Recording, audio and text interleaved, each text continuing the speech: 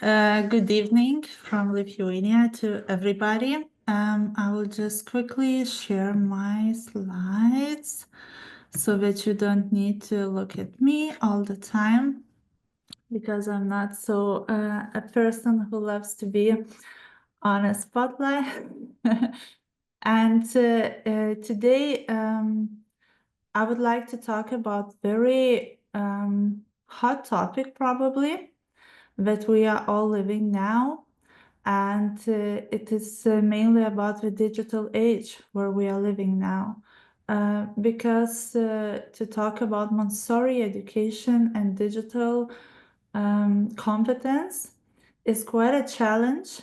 While I was preparing for this lecture, I realized how brave I was to accept this topic.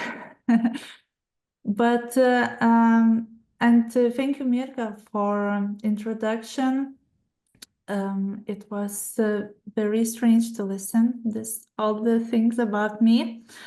But despite all this, nice descriptions, Mirka mentioned a little bit, but I can say that I'm a person who is sitting on 3 chairs all the time because I am a mother.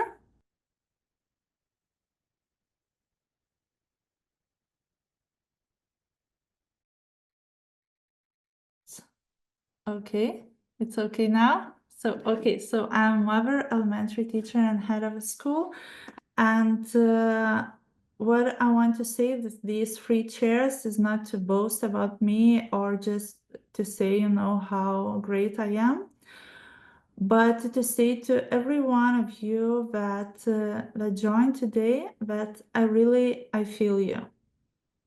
I know what does it mean to be a mother who is taking her child to a Montessori school or has chosen the Montessori method for her child. Despite all the comments from those around me, from the society or neighbors or family in general, that are always saying like, oh, this is not a modern pedagogy, that the child will not learn to live in today's world by just playing with beads and not having smart screen apps. And this is how we feel usually, parents who are bringing our children to Montessori schools. And at the same time, when we are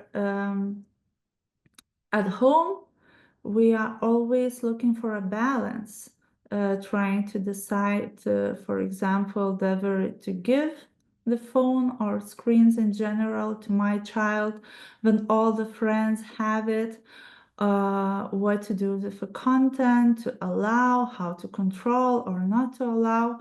Sometimes it is even easier, to be the radical one than to try to find a balance in this digital age. Are there anybody having the same things as a parent? Because I feel you in that way. As an elementary teacher, which I know that there are these teachers now, I know what does it mean to be a teacher who believes in the Montessori method for the elementary age child, who believes that there is no better environment for a child to grow and develop, who makes so many materials in her classroom with her own hands, with her unique drawings, and the one who feels that sometimes this digital world outside of your classroom seems to want to disrupt what you are building in a classroom, to take away all of your hard work that you've done in diploma course. And sometimes I just feel that this new fashion, this new digital fashion, just wants to sweep away all the fundamental things we do in a classroom. And sometimes we as teachers, we really feel that we want to stand up against this digital world even more, just to protect our precious inside the classroom and defend what is so important to us. And I feel you, elementary teachers, especially the ones And I understand how painful it is sometimes when you spend all of your summer holidays designing your classroom, making materials, preparing all the shelves, and just love every corner of your classroom. And then in the second week of the new school year, you get a comment from one of the parents saying, in the classroom, my child is bored. Maybe we can have some nice new electronic devices or some apps on computer that he will not be so bored. What do you think, teacher? And I have been there in this situation and I still feel the pain of this. And I know that some of you are also sometimes in this situation. And as the head of a school, I see what is happening behind the doors of Montessori institution. I see the perspectives that are brought into various countries. I see all these brand new courses, for teachers with catchy titles like recipes, how to use AI in your classroom, and so on. And I see the new government programs that keep trying to put more and more and more ads on the teacher sandwich, as we say. And that all these programs new coming from government that tell you to integrate everything, what is possible in one classroom, in one lesson, and at the same time. And I see in society how digital technologies sometimes are becoming like panacea for all the illnesses. And at the same time, I see how many problems it is bringing to the life of children and also adults. We are always like balancing between advantages and disadvantages.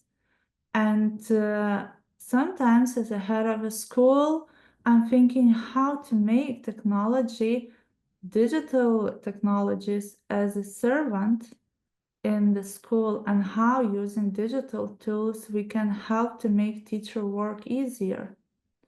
I know that some of you are head of the schools, and probably you have very similar thoughts sometimes. So I want to say that I feel you, I know where you are, and welcome. So today I want to welcome you in this topic to talk about digital age. The purpose of this lecture is not to provide answers, or nor will I be for or against the digital world. It's not about it. I would call it as a great gift. And what Mirka said already, that we are here, that we stopped in our week schedule to discuss or to reflect on this topic. The purpose or the aim of this lecture or of this meeting from my side is to calm the heart, no matter what role you are in, and to see what lies beneath the phrase, which we hear all the time, digital competence. So today's plan is to make a little overview through Montessori lens about digital world or digital age in general, to talk what is digital competence and what does it consist of, because it's important to understand what lies here when we talk about digital competence, and also to talk the foundations that we build in a classroom to develop this competence and to help children to live in digital age. Of course, our time is limited and we won't be able, to dive deep, as each of these subtopics could probably be the subject of separate meetings, But I also would like to leave time for questions and discussion, because we call these project events community conversations, because we want to hear also from you Where are you living? What challenges are you facing related to the digital age? And what questions arise in your environment? This will also is important for us, for you to be brave to ask things, because according to this, we can better prepare our guidelines, how to help parents, teachers, and head of the schools to talk and to prepare children for living in digital age. So I would like to start with this little overview from Montessori lens. And I will start with this quote from Montessori book, and it is basis of a reform of education and society, which is necessity of our times, must be built upon scientific studies. What I want to say with this, that usually when we are talking, about Montessori in digital age, we are just sharing our own thoughts, our own ideas, but the scientific study is not done. Of course, perhaps the easiest thing we can do, is to time travel, and just to ask Montessori herself what she will do in this situation as we are here now, what she will do in the digital age. Probably she would tell us one way or the other, and we would take her words and unquestionable truth and live more peacefully. It would be easy, yes? But alas, it can happen. And that's why we are forced to think by ourselves and to find our own answers. Each branch, as I call it, of Montessori movement has its own approach to technology. And I am here, and my lecture today is not to criticize some of them or to praise the others. There is a huge amount of debates on this subject at various Montessori conferences. You can also find many articles or even books published on this topic, Montessori and the digital age. But today I don't want to go through this, analyzing all the literature we have. And for a Montessori teacher, or for a Montessori or a parent who chosen the Montessori method for his child, I would like to remind you some of the things what we need to try to keep in mind all the time. First of all, Montessori was a scientist. So when we look at this topic, we should look from scientific point of view too. What does science says today about the use of technology for children? What are the positive and negative effects? If we are studying Montessori philosophy, we also need to rely on scientific methods of research when we are going into one topic. And what we see sometimes today, that when we are talking about digital world, some of the authors can choose, to take some of the quotes and just to prove their own ideas. But this is not a scientific method. Of course, Montessori quotes about machines and machinery in general are the ones we are trying to stick to.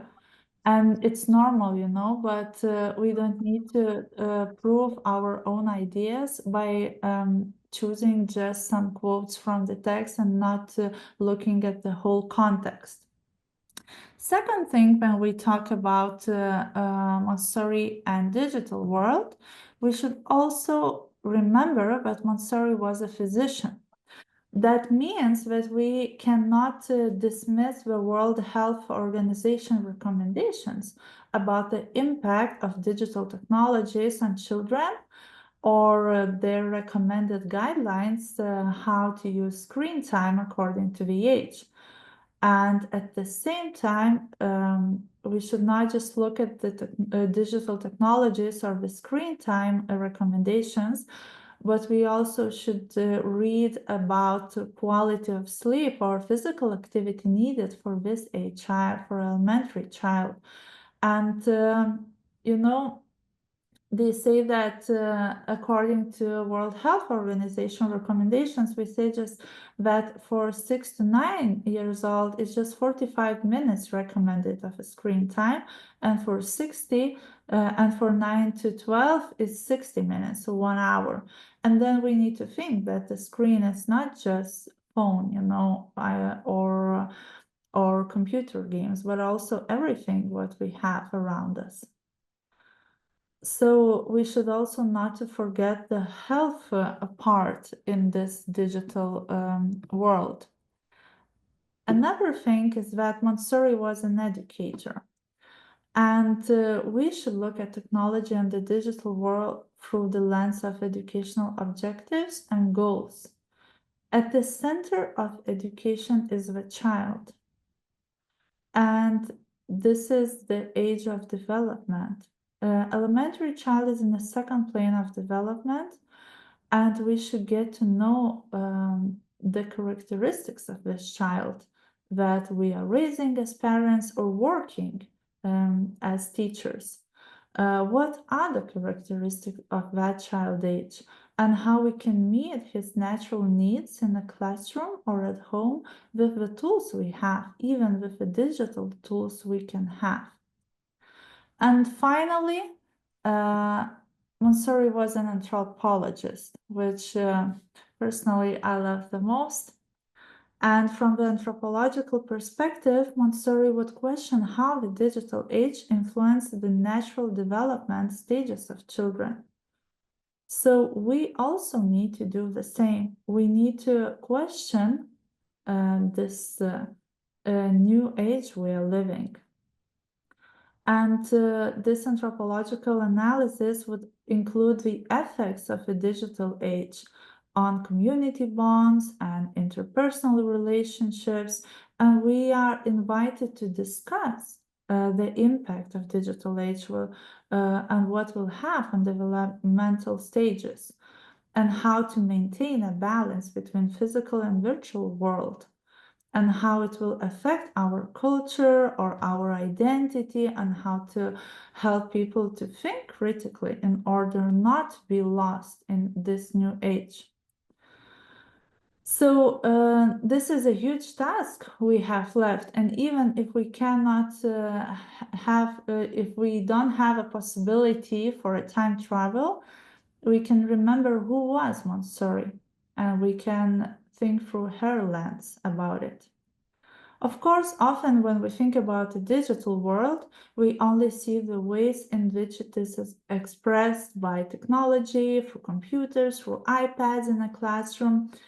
And I will not go into this, because for this we have a beautiful article that all these thoughts are put together by AMI trainer Gag McDonald in his article in NAMTA magazine.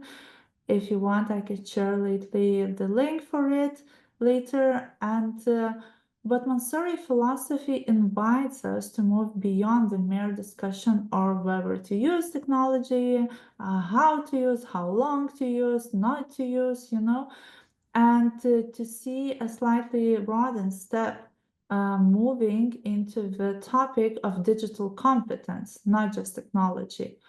And I would like to share one quote from my beloved Montessori researcher, Angeline Lillard, and what she says, that Montessori recommended an area of the elementary school classroom have technology of the times, so that children would learn to use it. Sometimes computers are used well, but other times we seem to even distract from the educational mission. So the task becomes how to master the technicalities of PowerPoint, rather how to find, analyze, judge, integrate, and communicate information. Computers can help children towards leading meaningful lives as useful, contributing members of society, and these should be the criteria in making educational decisions.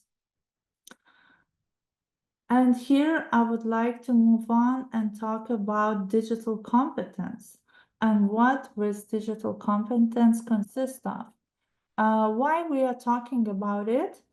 As you know, our project is about European Union 8 key competences for lifelong learning. It's a great document which I really recommend for everyone. And our project lecture series try to address each of them separately. So we had already about mathematical engineering competence, we had about literacy, and today we have a digital competence.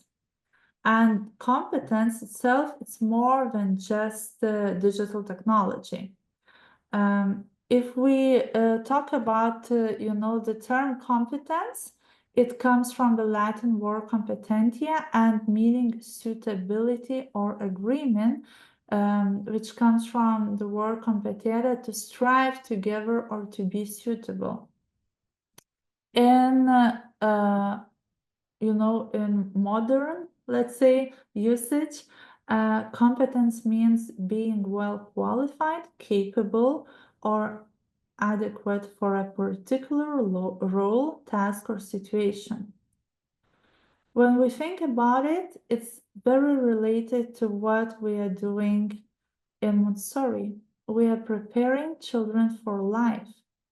We are helping them to gain competences that we will be well qualified for particular role, task, or situation. And this is exactly what we want to do, in Montessori education, that we are not just going through the textbook we have or just going through the program curriculum we have, but we are searching for ways to serve children, to help them to grow and to be capable for particular role, task, or situation. Competence is a combination of knowledge, skills, attitudes, and I would like to add experience. And what does it mean? The knowledge is the theoretical understanding of a subject area. And for example, if we talk about digital competence, it can be like knowing the principles of data security or the ethical guidelines for digital content. Skills are practical abilities to perform specific tasks. And there are three different categories of skills. One of it is cognitive skills, other one technical skills, and the third one interpersonal skills. An example for it is, for example, designing a presentation or collaborating together on a digital document, which means that we need skills. Another part of it is the attitude. So, for example, our attitude can be to be open to learning new technologies or valuing ethical digital behavior, because it's related to our thoughts about learning, adapting, and applying digital things ethically and responsibly. And experience, what we have and what we talk a lot in Montessori environment with children, yes, and we do a lot of experience with their hands-on learning, is applying knowledge and skills in practical and a real life situation. And when we are collaborating on a digital project or we are doing some other using digital skills, and we are gaining this experience. So this is what the competence in general means. But it's not just, knowledge, what we have, or just the skills, but it's a combination of all of these separate parts, when we come together, this is when we say that we gain the competence. European Union have a great document which is called Digital Competence Framework for Citizens. The shortened version is called DIGCOM. And you can find it, it's a free resource which you can go through it. And when we talk about digital competence, it means that we involve a confident, critical, and responsible use of an engagement with digital technologies for learning at work and for participation in society. So digital technologies are being used not just, for learning, but also for becoming a member of society and becoming a citizen. It also includes information and data literacy, communication and collaboration, media literacy, digital content creation, safety, and intellectual property related questions, problem solving, and of course, critical thinking. You see this illustration here in the middle, and I would like to go shortly from each of these, I don't know, flower petals, let's call it. And the first one is information and data literacy. So it is ability to search, evaluate, and manage digital information and data. Okay, and now I have a question, like what can be done in a classroom and how we do this in Montessori environment. And this information data literacy is a lot of what we are basically doing when we are working with language materials and include various activities that help children to search for information. Of course, we start with the reading skills, but later on we have there's presentations of how to extract relevant information from the text, how to compare different texts what we have, and which information can be repeated in several sources, and how to find the right information and how to check this information. All of these things that are done in a classroom, if we help children to acquire the necessary skills and attitudes to the information that is available to them, even if we are not using, digital technologies in a classroom, like having computers or iPads or whatever, we are still helping children to work with information and to work with data we have. And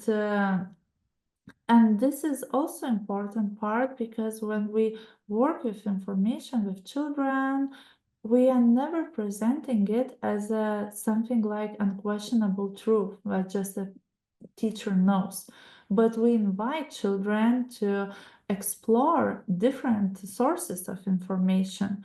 The teacher invites children to think, to question, which is fundamental basis when it comes to this wealth of information that is available in digital world. And we need to practice in a safe environment at first. Maybe this environment can be closed before going into the world of, I don't know, artificial intelligence tools as ChatGPT or Google or others.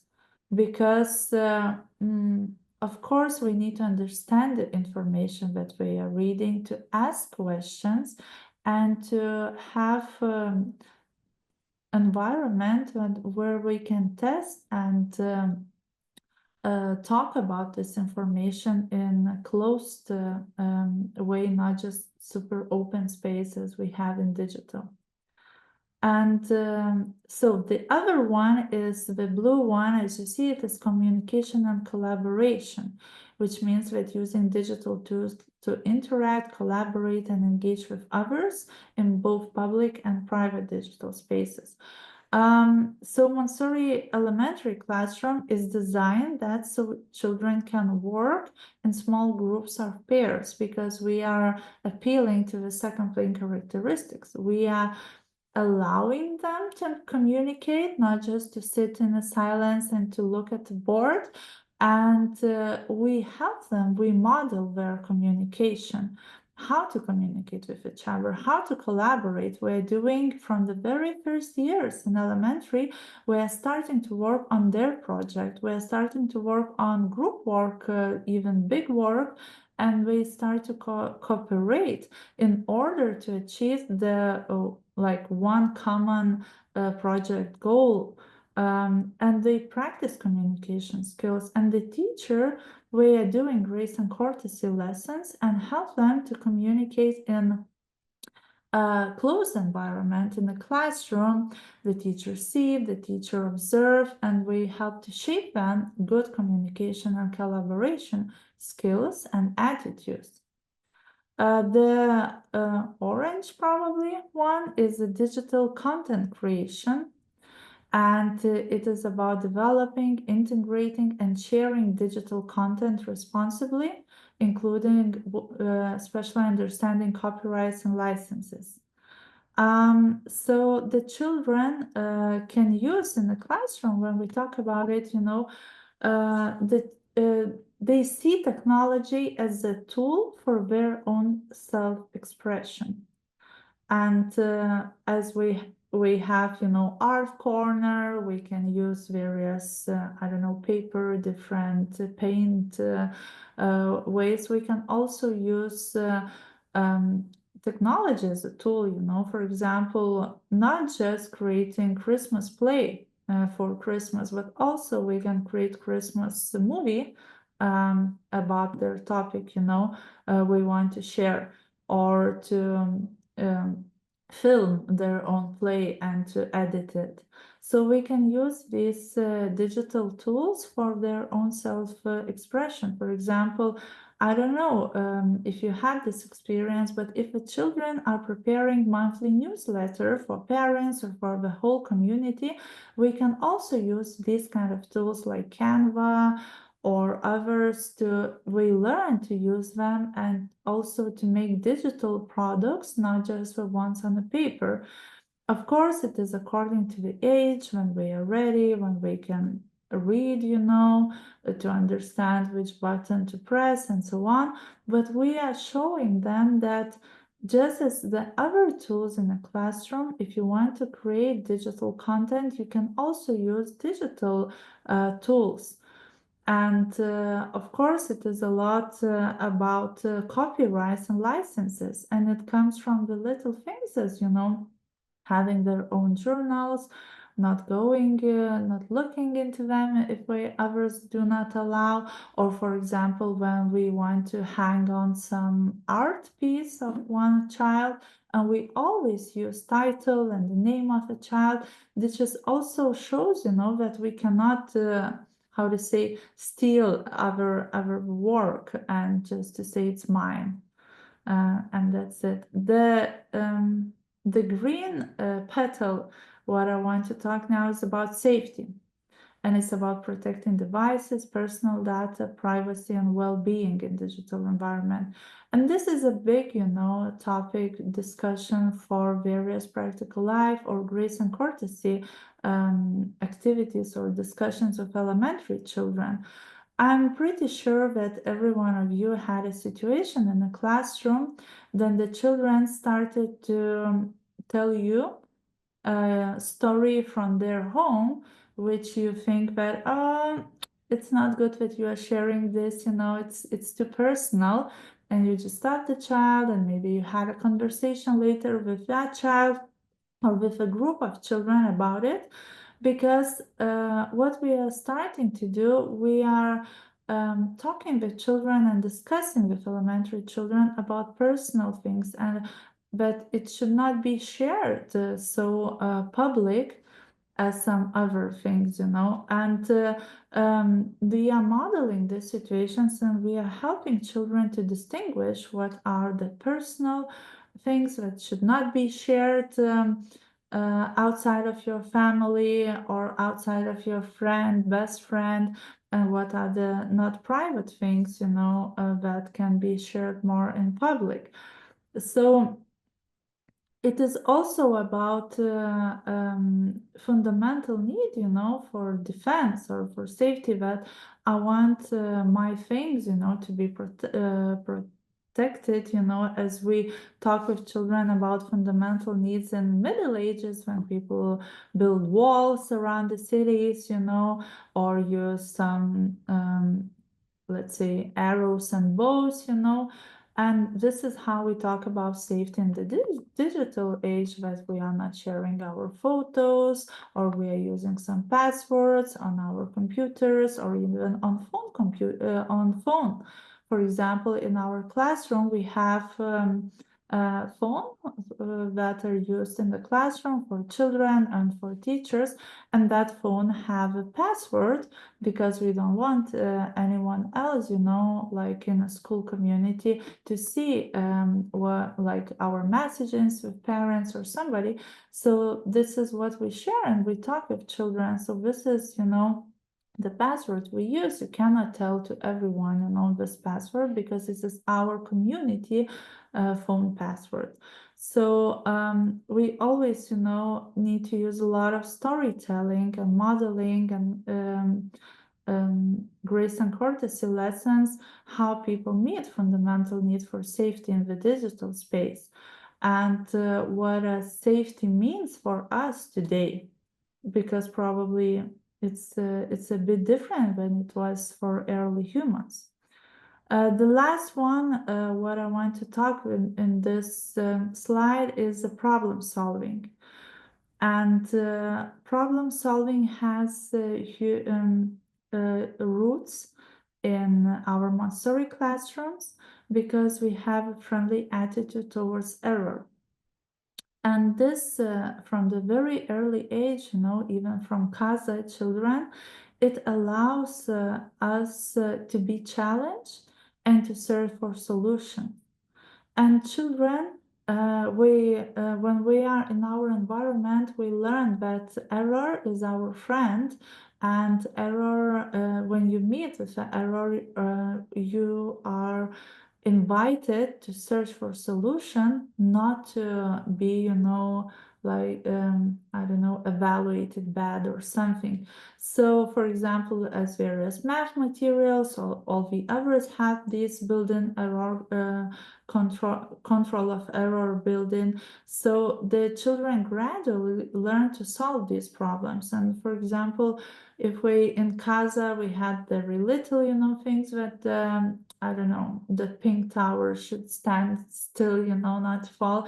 In elementary, we have bigger, more reasonable control of error, where we invite children to think and to find how to solve these challenges and problems we are facing, because this responsibility is growing with their age. And the opportunity and that we have the freedom of choice in a classroom, it also goes together with responsibility. And this lays the foundation also for the digital space, because in digital space or environment, let's say, we have plenty of choices what to do. And in our Montessori classroom, we can how to say, have this experience of this freedom of choice in a safe environment, not as just the digital world sometimes can look like, and can have bigger consequences when it is in a classroom. So you are always practicing appropriate to your age, and you are getting this skill, attitude, and knowledge and experience about it. Of course, the European Union is bringing a lot of focus onto digital competence. And as you see here, we also have quite clear objectives that you can also find. We can share the link later about what elementary child should how to say should have, like all the objectives for digital competence. And I will not go through it because I see how time is running, but you can see it, and we will share slides, or you can watch recording, and you see that it's a lot about information, a lot about how to gather information, how to avoid, fake news, how to create and know sources that we can trust, how to create these, how to use digital tools. And it's not so scary as we sometimes Montessori teachers can think about, when we hear people saying the digital age has come and we just want to run away and hide with all of our materials and all the things we've done. So, foundations which we build in the classroom to develop this competence. I shared a little bit while I was talking before, but now I would like to focus a little bit more. I have a quote from Education and Peace, and it says that education capable of saving humanity is no small undertaking. It involves the spiritual development of man, the enhancement of his value as an individual, and the preparation of the young people to understand the times in which we live.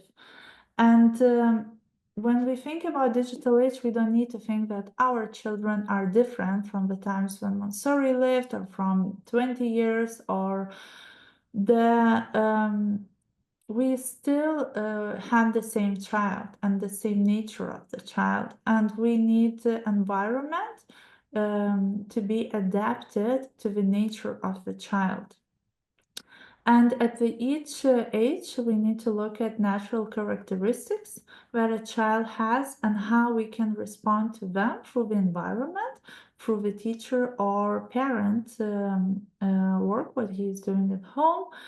And because the child is not entering into digital competence just like that, the same thing is like I don't know, reading books. We do not come just like that. We need to do steps before into going there.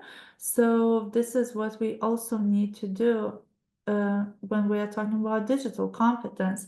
Digital competence requires foundation. Just for example, like going out experience. We need to prepare children for that. And a lot of things we do in a classroom to prepare children for going out experience. The same is when we want to allow children to go out into the digital world. We need to prepare children for life. That's why I want to talk about a little bit about second plane characteristics and how we are related to the digital age and the digital competence. First of all, the child of 6 years and up has a reasoning mind. This is where learning tool, and this is how we develop critical thinking, because what we have is we are working, on ability to find and retrieve information. It's about conscious reading, analyzing information, and of course, the child is free to choose, as I told, and the child acquires, this power, freedom to choose, but also responsibility. And he can choose how, when, and with who he wants to work in elementary classroom. And it's the same, we are developing children reading skills, comprehension of the text through the various command cards, who I am cards, for example, in biology, and so on. And what is very important that in Montessori environment, children do not read technically. We are not playing these games like, oh, read a page in 1 minute, how many words you can read in 1-2 minutes. We invite children to analyze text, to understand it, to apply and to talk about it, when we are doing who I am cards, it's not about searching for the words who can match to, I don't know, a picture, but we are inviting the child to really understand what is written there.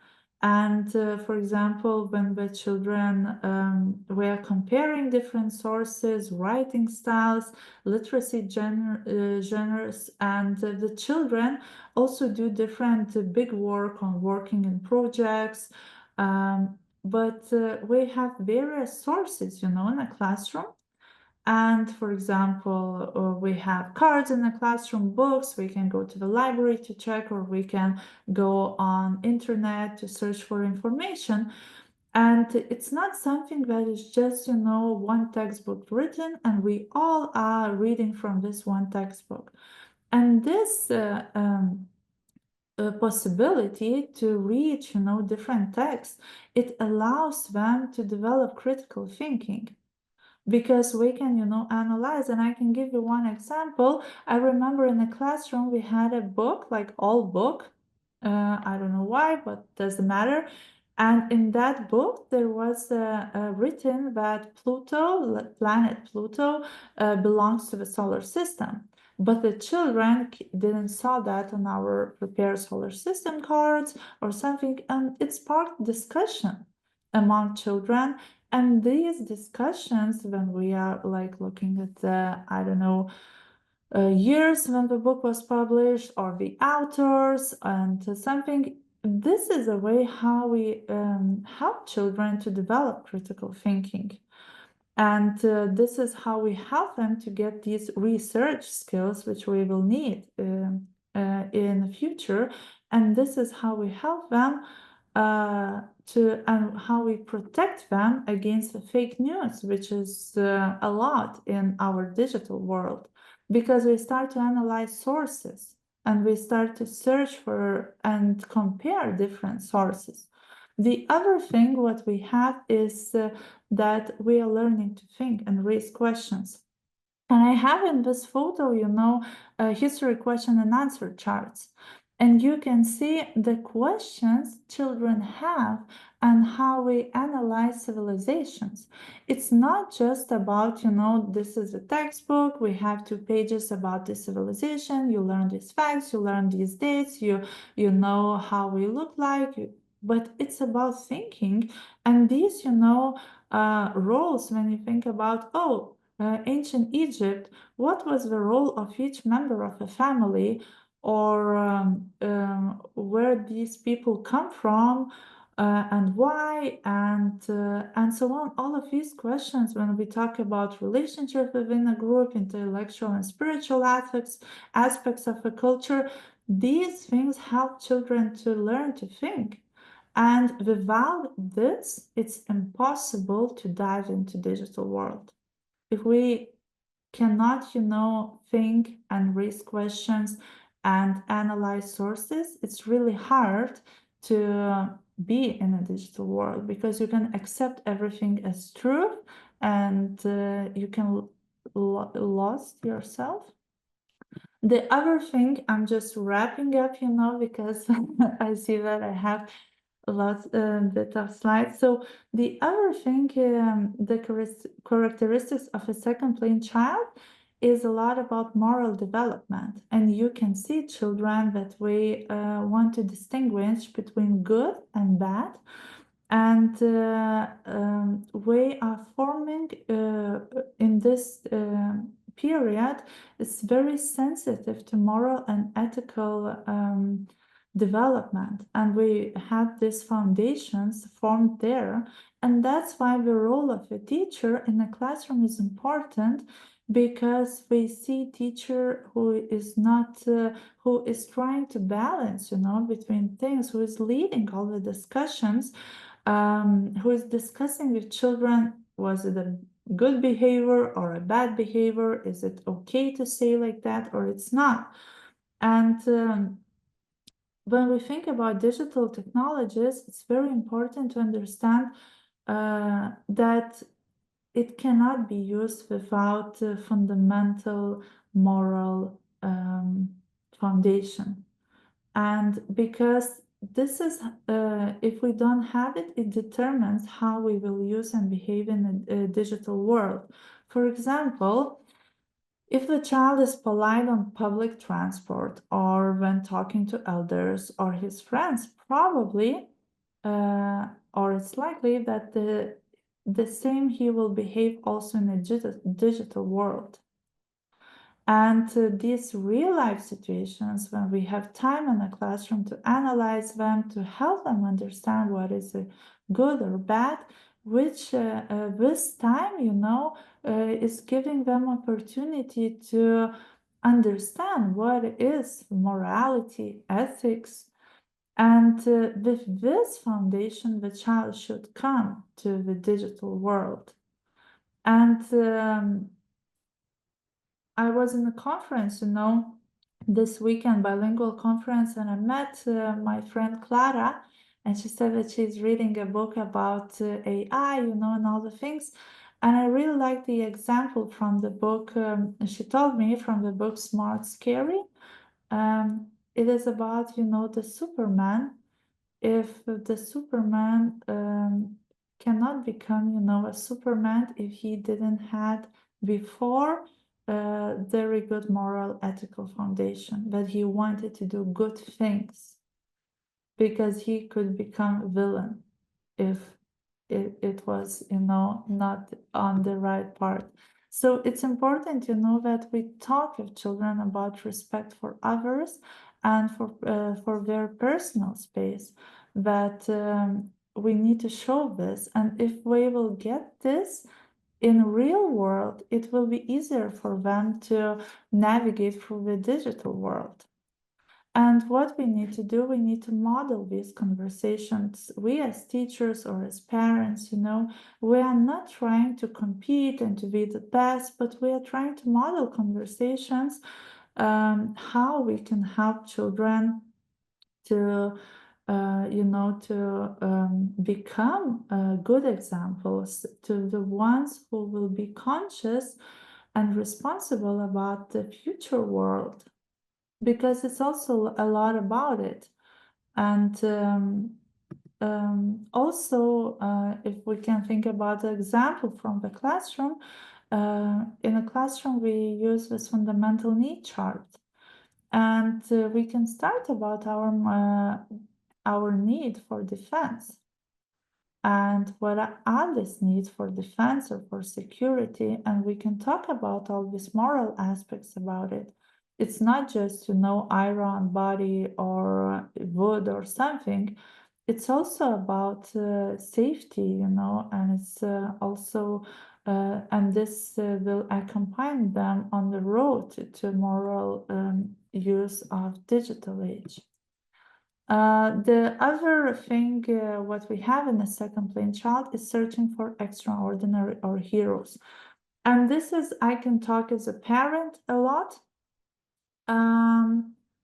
Because you see, especially the ones who have elementary children and the ones whose children have some screen time, you can see how we are just, diving into, I don't know, some YouTuber or some pop star idols we love, or somebody, because we had this inner search for extraordinary things or heroes. And the digital world here have lots of heroes. Are we good or are we bad? This is our thoughts and our children's thoughts, and it depends maybe on our moral development. But what we do in the classroom, we help to find heroes in a real world. And here you can see the impressionistic chart, about leaf factory from botany, about the huge work what the leaf is doing there. And we use a lot of personification in classroom because we want to show children that there are not just heroes in your screen at home, or not the ones who you see on TV. But we can also see heroes such as air, such as water, or leaf or sun, and we can talk about it. And they can focus on this unknown world of botany, which is super extraordinary for children. And we can focus on real world heroes, on historical heroes, how our early humans were such heroes at that time. And this is very important that we suggest to children heroes also from the real world, not just from the digital world. And sometimes, I consider I catch myself thinking, what if we spend the same amount of time that we are spending in digital space? What if we will spend the same amount of time in nature?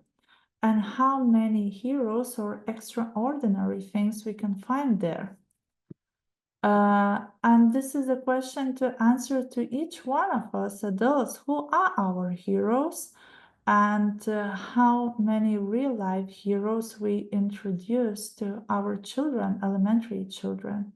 Because we are naturally drawn into this, to search for heroes, to search for extraordinary things. The almost the least, probably I will talk today, the last characteristic is the need for communication and belonging. And it's this, herd instinct that the children have. We want to belong, we want to be part of a group. And sometimes we as parents or as teachers, we see children, messaging using WhatsApp or whatever, any kind of other communication app. And we're like, come on, put your phone down, come here. But what is it saying? It is saying that the child has a strong need for communication, and how I am suggesting for him, how I'm creating opportunities for a child to communicate in the real world. Usually, as a parents, we sometimes, like me, I have just one child. He communicates just with adults. We don't have lots of, friend families who have other children, or our neighborhood is not so full of other children. And this is, the environment that is not so open for communication. And that's why the child sometimes chooses to communicate using digital tools, because this is the child needs. But in a classroom, what we don't have individual tables. The children are working in peers or in groups. We have a possibility to communicate, to talk with each other, and this is how we fulfill this need. Because what is the danger if we do not have possibility in school, in elementary classroom, for children to talk, to feel belong to some kind of group? Sometimes we cannot control, the content of their communication in the digital world. When we are in a classroom, we can observe children, we can model their conversations, we can help them in some kind of communication issues that they are facing. But usually we are not, reading all of the messages our child is sending through the apps. And this can be, harm for the child, because we are not allowing children to learn how to communicate, how to be a group member in a safe environment. So how we model communication in the classroom and how much it is allowed. So the whole, principle of cosmic education is given the whole to the world, to the children, is given the whole of the world. And here you can see interdependency chart, what we are using, and we want to help children to see connections. That's why we have this cosmic education curriculum, that we have foundation of all subjects.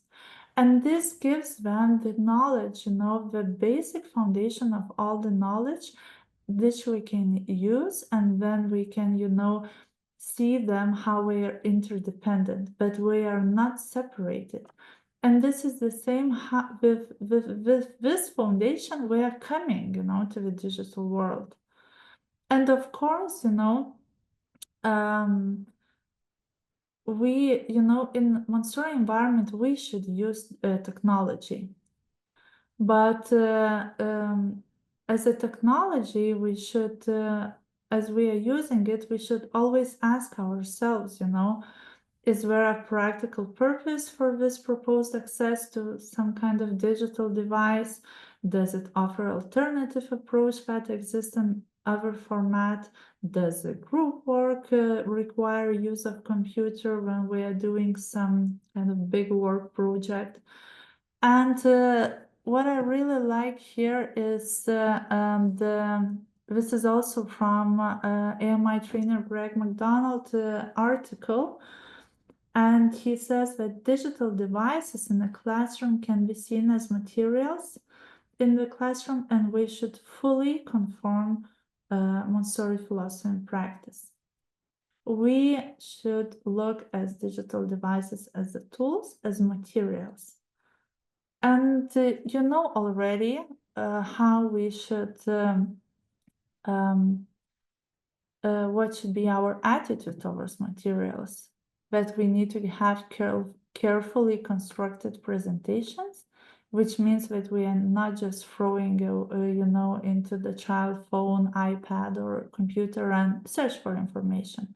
We should show them. We should make a presentation. What we can find there, how we can use this tool. We need also to think about considerations of safety, of personal data, or of, in general, safety about the content that we are allowed to see and to read. Is it age appropriate? And the access and usage of these digital devices should be moderated by purpose and by community of the classroom, which means that one child cannot sit by the computer all the day, because probably the other children in the classroom have also needs that want to search for information or something, and it always should be a purpose, like a goal of this usage. Like, like we are not allowing children to play, I don't know, with golden beads and just, to, I don't know, to play some kind of games, or to beat them and make a necklace or something. The same thing is with computers and all the other digital devices. We should be used by the purpose and clear purpose. And of course, we should the increase of access should be parallel to age, which means that probably if a child is not able, to read or write, probably it's too early for a child to enter the, I don't know, Google search or something similar. So what I want to say is that today, in this digital age, we have, we have a new learning environment. It is common for us, Montessorians, to have this indoor environment, our classroom. And we love our classrooms. We prepare all the materials. We have our structures, and during the I don't know, training, diploma courses, you will understand all the aspects of a classroom.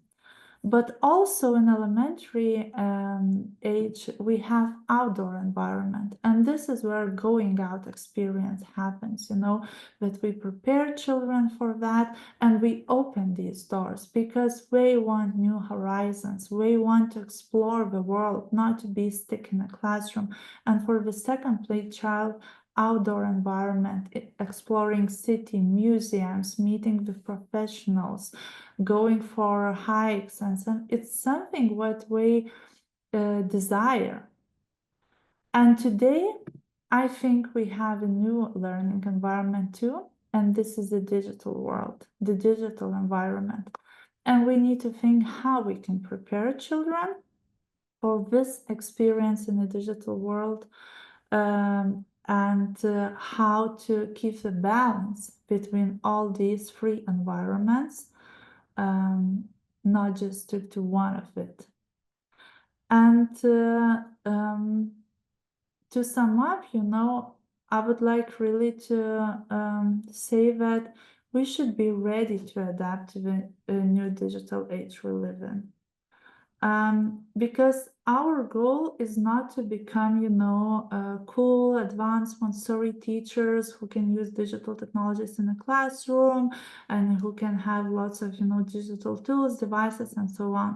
No, our goal is always to follow the child on the plane where the child is.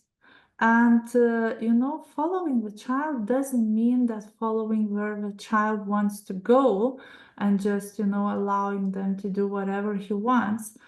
Follow the child means to know the characteristics of the child of a second plane and to adapt our environment, whenever it's indoor, outdoor, digital, to this child and to his characteristic and needs. And I put a photograph of a forest because, I can say that we don't want to throw, nobody of us don't want to throw a child into a dark forest, huge forest, and wait for him while he will experience it and survive in that forest by himself. What we as parents or as educators should do, we need to take the child through, we need to go to this forest with the child together, show him which berries are poisonous, which mushrooms we can eat, and introduce to him the discoveries of humanity that will help him to survive in this forest. And this parallel to the forest, I think this can be our approach with the digital world.